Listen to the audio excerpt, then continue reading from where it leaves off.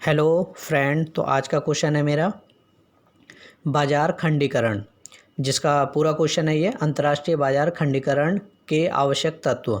तो आपको पता होना चाहिए कि खंड क्या होता है। तो बाजार खंड का मतलब यही होता है कि हम क्या करते हैं, अपने बाजार को अलग अलग भागों में बांट देते हैं। जैसे कुछ जो भी मोबाइल का डिपार्टमेंट होगा वो अलग हो जाएगा, ठीक है, कपड़ों का अलग हो जाएगा। तो इस तरीके से हम क्या करते हैं, उनको अलग अलग बांट देते हैं। तो आपने देखा होगा, अगर हम किसी एक मोबाइल के उस पे जाते हैं, स्टोर पे जाते हैं, तो वहाँ पे आपको सारे के सारे मोबाइल, या फिर किसी हमने बड़े बड़े मॉलों में देखा होगा कि वहाँ पर क्या होता है, हर प्रकार के सामान अलग अलग होते हैं। जैसे मोबाइल का देखा होगा, मोबाइल का अलग होगा, कपड़ों का देखा होगा वहाँ पर अलग होंगे। तो जहाँ भी मोबाइल का जो खंड उन्होंने बना रखा होगा, तो वहाँ पर क्या होंगे, आपको सारे के सारे मोबाइल के ही सामान मिलेंगे। और जहाँ पर आपने देखा होगा कपड़े का होगा, तो वहाँ पर आपको सारे के सारे कपड़े का ही मिलेगा। तो खंड यही बोला गया है कि खंड क्या होता है कि हम क्या करते हैं, अपने बाजार को अलग अलग खंड में डिवाइड कर लेते हैं, अलग अलग भाग में उसको बांट देते हैं अलग अलग तरीके से। तो इसमें देखते हैं क्या लिखा हुआ है। इसमें इसमें लिखा हुआ है, खंड का मतलब होता है किसी चीज़ को बांटना। सिंपल सीधी बात है, मैंने अभी बताया आपको, खंड का मतलब ही होता है कि उसको बांटना, विभाजन करना।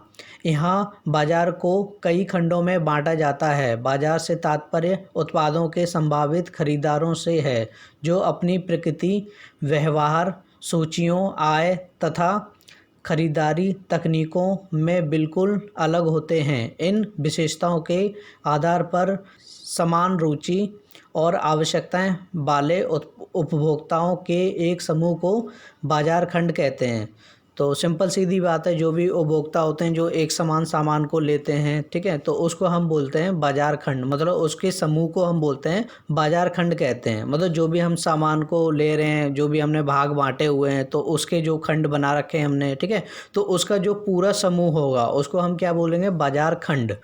तो आगे देखते हैं इसमें क्या लिखा हुआ है। दूसरे शब्दों में, बाजार का एक ऐसा उप बाजार या खंड जिसमें शामिल उपभोक्ता अपनी रुचियां, आवश्यकताओं तथा आदतों में समरूप होते हैं। समरूप होता है मतलब एक होना, मतलब एक जैसा होता है उनमें, वह बाजार खंड कहलाता है।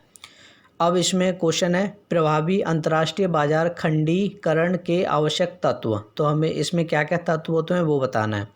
तो इसके अंतर्गत किसी चीज़ को खंड के आधार पर बांटना होता है। उदाहरण, यदि हम बड़े बड़े बाजार में जाते हैं तो हमने वहाँ देखा होगा कि वह अपने बाजार को खंड द्वारा बांट लेते हैं। अर्थात यदि किसी जगह मोबाइल का खंड होगा, वहाँ पर आपको सारे के सारे मोबाइल मिलेंगे।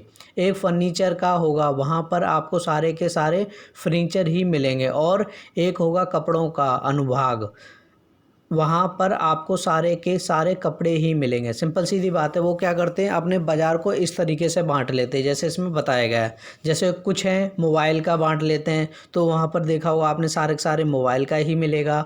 फर्नीचर का होगा तो वो सिर्फ फर्नीचर का ही बिजनेस कर रहा होगा। और किसी का कपड़े का होगा तो वहाँ पर सारे के सारे कपड़े ही आपको मिलेंगे। ऐसा नहीं है कि वो कपड़े की जगह कुछ और भी रख के बैठा हुआ है। तो वो इस तरीके से बांट लेते हैं। वहाँ पर आपको सारे के सारे कपड़े ही मिलेंगे, कपड़े की ही मार्केट दिखेगी वहाँ पर आपको। बाजार का निर्धारण, अर्थात बाजार को चुनने के पश्चात बाद में किसी कंपनी के लिए ये जरूरी है कि वह उपयुक्त विभक्तिकरण को पहचाने। इसे बाजार विभक्तिकरण कहा जाता है।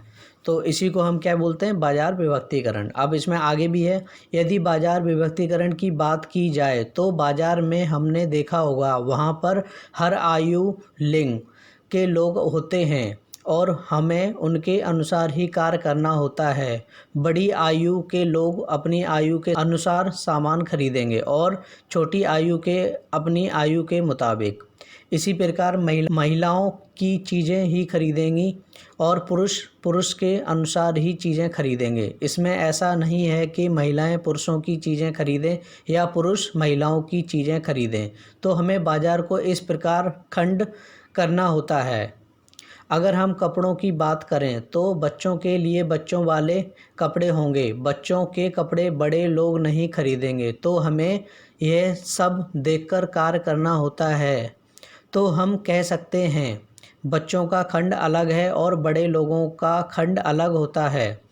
मार्केट खंड का मतलब यही है कि हम अपने बाज़ार को किस प्रकार बांट रहे हैं। तो आई होप आपको क्लियर हो गया होगा कि खंड क्या होता है।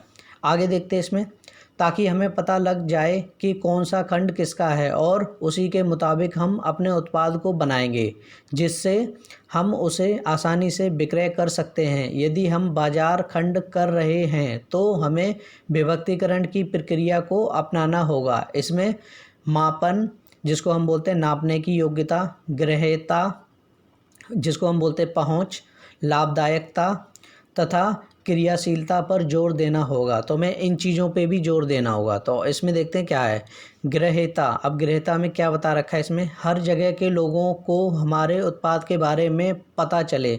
तो ग्राह्यता में यही होता है कि हम क्या करते हैं, हम कोशिश करते हैं कि जो हमारे उत्पाद हैं लोगों में ज़्यादा से ज़्यादा पहुँचे। तो हमें इस चीज़ का पता लगाना होता है कि कौन से हमारे जो भी उत्पाद हैं वो कितनी मात्रा में लोगों के पास पहुंच रहे हैं, लोगों को उसके बारे में कितना पता चल रहा है। तो हमें इस चीज़ का पता लगता है इससे। अगला है लाभदायकता। जो भी व्यवसाय हम कर रहे हैं यदि उसमें लाभ नहीं होगा तो हमारा व्यवसाय लंबा नहीं चलेगा। तो लाभ तो होना ही चाहिए, सिंपल सीधी बात है। हम जो भी बिज़नेस करेंगे अगर उसमें लाभ नहीं होगा तो हमारा मोटिव कुछ है ही नहीं। फिर इसका मतलब है हमारा बिज़नेस क्या है, लंबे समय तक नहीं चलने वाला, वो ख़त्म हो जाएगा। तो क्योंकि हर इंसान को जो भी अपना बिज़नेस कर रहा है हर चीज़ में क्या होता है, उसको प्रॉफिट देखना होता है। अगर प्रॉफिट नहीं होगा तो क्या होगा, हमारा बिज़नेस चलाने का कोई फ़ायदा ही नहीं है। तो हमें क्या करना पड़ेगा, कहीं ना कहीं लाभ को भी रखना पड़ेगा। अगला है इसमें क्रियाशीलता। दूसरी कंपनियों के साथ प्रतियोगिता करने के लिए हमें हमेशा कार्य करते रहना चाहिए। यदि हम अंतर्राष्ट्रीय विपणन कर रहे हैं तो हमें यह 4 चीज़ें ज़रूर करनी चाहिए। सिंपल सीधी बात है। क्रियाशीलता में यही बताया गया है कि जो भी हम कार्य करेंगे, जो भी हमने तय किया है उस पे कार्य करना बहुत ही ज़रूरी है। अगर हम कार्य नहीं करेंगे तो क्या होगा, मान लो मैंने सोच लिया सब कुछ ये करना है, ये करना है, ऐसे करना है, लेकिन क्या करा मैंने उस पर कोई कार्य मतलब उसको काम को किया ही नहीं, तो क्या होगा, वो आगे चल के क्या होगा, ख़राब हो जाएगा, होएगा ही नहीं पहली बात तो, क्योंकि सिर्फ मैं सोच ही रहा हूँ, मैं कर तो रहा ही नहीं हूँ। तो इस चीज़ पे भी ध्यान देना चाहिए उसको। अगला है नापने की योग्यता। अब इसमें अलग अलग जो बताया गया है इसमें देखते हैं कि इसमें क्या होता है। तो नापने की योग्यता, इसके मुताबिक हम बाजार का खंड करते हैं। इसके आकार के आधार पर बाजार में जो लोग हैं उनके खरीदने की शक्ति कितनी है, अर्थात वह किस मात्रा में सामान खरीदते हैं, कौन से उत्पाद वो खरीद सकते हैं जो हम बना रहे हैं। सिंपल सीधी बात है, हम इसमें यही पता लगाते हैं कि हमारे जो उत्पाद हैं जो भी हम बना रहे हैं वो लोग खरीद पाएंगे या नहीं खरीद पाएंगे। पता चले हम बना रहे हैं बहुत महंगे महंगे प्रोडक्ट, लेकिन लोग हैं उनके इनकम कम है, तो वो उत्पाद को जो भी हमने बनाया है वो उसको खरीदेंगे ही नहीं। तो हमें प्रोडक्ट को क्या करना होता है, उनके मुताबिक ही बनाना पड़ता है। हमें देखना होता है कि मार्केट में लोगों के पास कितना पैसा है, उसके अकॉर्डिंग हमें कार्य करना होता है। जैसे उदाहरण की बात करें तो सैमसंग और एप्पल, जैसे ये 2 प्रोडक्ट है इसमें, एक सैमसंग है दूसरा है एप्पल है। यहाँ देखा जाए तो एप्पल उत्पाद काफ़ी महंगा है और लोग इसको नहीं खरीद सकते, क्योंकि इसको खरीदने के लिए लोगों को अधिक पैसे देने होते हैं जो किसी आम इंसान के लिए ज़्यादा महंगा होता है, जबकि सैमसंग को लोग आसानी से खरीद सकते हैं। तो इसके अनुसार हमें मापना होगा। मार्केट में सभी लोगों को एक ही प्रकार के उत्पाद पसंद होंगे, यह ज़रूरी नहीं है। सिंपल सीधी बात है, ये ज़रूरी नहीं है कि सभी को एक ही जैसा प्रोडक्ट अच्छा लगे। कोई किसी चीज़ को, कोई सैमसंग को पसंद करेगा, कोई वीवो को पसंद करेगा। तो इस हिसाब से क्या होता है, उनकी डिमांड भी अलग अलग होती है। ऐसा होता भी नहीं है, सभी की पसंद अलग अलग होती है। अगला है इसमें वास्तविकता या लाभदायकता। जो भी फर्म होती है वह आर्थिक इकाई होती है, अर्थात उसे पैसे कमाने की आवश्यकता होती है क्योंकि वह व्यवसाय फर्म होती है। तो उनको इस बात पर ध्यान देना बहुत ज़रूरी होता है कि जो भी खंड उन्होंने बनाया है वह लाभदायक होना चाहिए। सिंपल सीधी बात है। तो जो भी हम कार्य कर रहे हैं, जो भी हमने खंड बनाया है, उसमें अगर लाभ नहीं होगा तो हमारा बिज़नेस लंबे समय तक नहीं चलेगा। तो उसमें क्या होता है, लाभ तो होना ही चाहिए। ठीक है, तो इसमें इसी की बात करी गई है। आगे इसमें यदि वह जो भी खंड बना रहे हैं वह लाभदायक नहीं होगा तो व्यवसाय लंबा नहीं चलेगा। उदाहरण, यदि हमने बड़े लोगों का खंड चुना है और उनके अनुसार ही उत्पाद बना रहे हैं तो वह लाभदायक होना चाहिए। ऐसा न हो कि वह उत्पाद बिके ही नहीं। मतलब जो हमने उत्पाद जो भी हम बना रहे हैं वो मान लो बड़े लोगों के लिए बना रहे हैं, बट उस एरिया में क्या है, छोटे बच्चे ही रहते हैं, ज़्यादा बड़े लोग नहीं हैं। तो जैसे ओल्ड एज वाले लोग नहीं हैं तो क्या होगा, हमारा उत्पाद वहाँ पे चलेगा ही नहीं, क्योंकि हमने जो उत्पाद बनाया वो किसके लिए बनाया, ओल्ड एज के लिए। लेकिन वहाँ पर लोग कैसे हैं, बच्चे हैं और सिंपल एज वाले हैं, मीडियम एज वाले, तो वहाँ पर क्या होगा, सामान हमारा बिकेगा ही नहीं। तो हमारा खंड इस तरीके से बना होना चाहिए जिससे वो उत्पाद को आसानी से हम बेच सकें। तो इसी में यही बताया गया है, बिके ही नहीं। तो जो भी खंड हम बना रहे हैं उसमें लाभ होना बहुत ही आवश्यक है।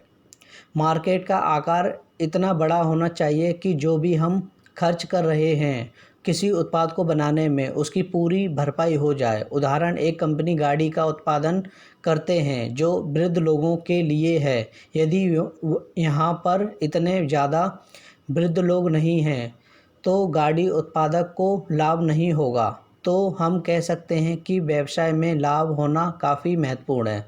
तो इसमें यही बताया गया है कि लाभ होना काफ़ी इम्पोर्टेंट माना गया है इस चीज़ के अंदर। आगे है ग्रहण करने लायक। जो भी हमने खंड चुना है वह ग्रहण करने योग्य होना चाहिए। यदि हमने कोई खंड उपयोग किया है जो बड़े लोगों के लिए है तो उसका उपयोग वही क्षेत्र तक रहेगा जिस क्षेत्र तक बड़े लोग होंगे। इसलिए जो हमारा खंड है वह इस प्रकार होना चाहिए जो आसानी से पूरा किया जा सके।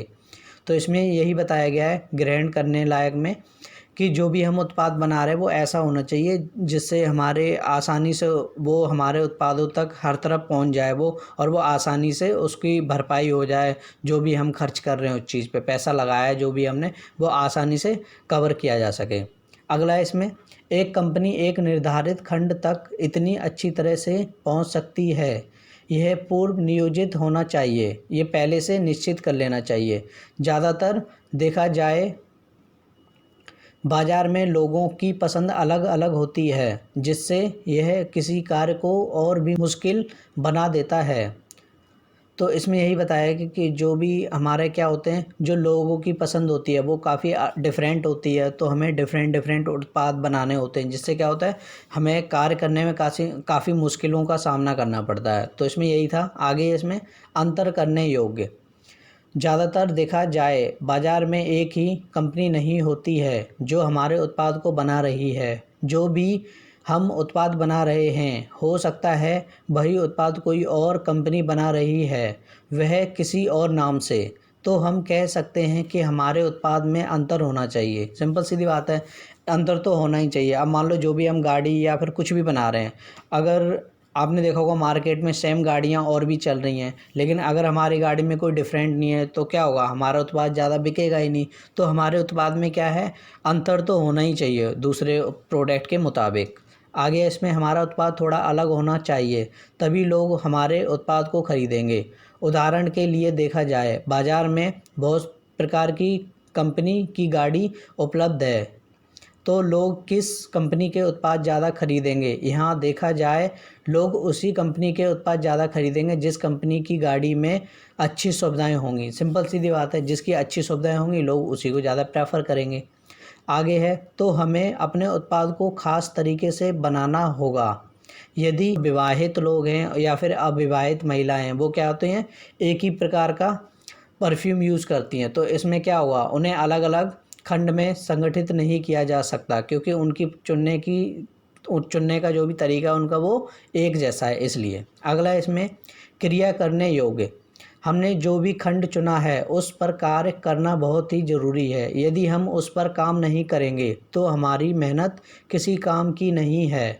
हर निर्धारित खंड को इतना सक्षम होना चाहिए कि वह एक प्रभावी विपणन कार्यक्रम द्वारा बाजार पर कब्जा जमा सके। अगर एक निर्धारित खंड को बांधकर नहीं रखा जा सकता तो वह कंपनी के दृष्टिकोण से अनुपयोगी होगा और फिर चाहे वह लाभदायक हो या ना हो। तो इसमें यही था। तो ध्यान रखना फ्रेंड, आप जो भी आप मेरी वीडियो देख रहे हो तो उसको वो जब भी आपके लिए उपयोगी होगी जब आप उसको कॉपी में लिखोगे। तो ये चीज़ ध्यान रखना, जो भी मैं नोट्स बना रहा हूँ वो क्या है आपके लिए, पेपर में क्या होता है हमें ज़्यादा से ज़्यादा लिखना होता है, तो ये आपके लिए काफ़ी इंपॉर्टेंट होगा क्योंकि आपके माइंड में ये सारे वर्ड आपके घूम रहे होंगे। तो आप क्या करोगे, जब आप वीडियो को देखोगे तो इसको कॉपी में प्लीज़ ज़रूर लिख लेना, तो ये आपके लिए काफ़ी उपयोगी होगा। तो आज के लिए बस इतना ही।